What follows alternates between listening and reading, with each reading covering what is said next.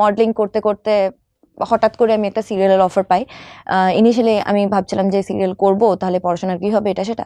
তো সিরিয়ালটা করতে করতে আমি কখনো ভাবতে পারিনি যে ওটাই আমার শেষে আমার প্রফেশন হয়ে দাঁড়াবে। মানে ছোটবেলা থেকে এইটাই যে আমাকে টানবে আমি বুঝতে পারিনি।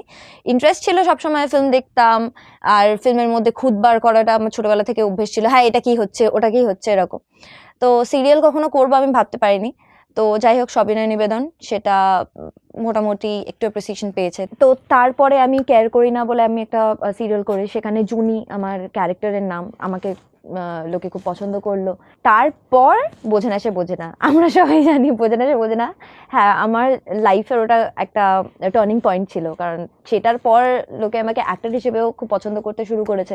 আমি ওটা ফার্স্ট টাইম ফিল করলাম যে শুধু আমাকে চরিত্র হিসেবে নয়, শুধু পাখি একটা চুলবুলি, একটা মিষ্টি বাবলি মেয়ে হিসেবে শুধু নয়, আমাকে আমার ক্যারেক্টারের জন্য, তারপর আমার অ্যাক্টিং এর জন্য আমাকে সবাই বলতো হ্যাঁ খুব ভালো লাগছে, খুব ভালো করছিস।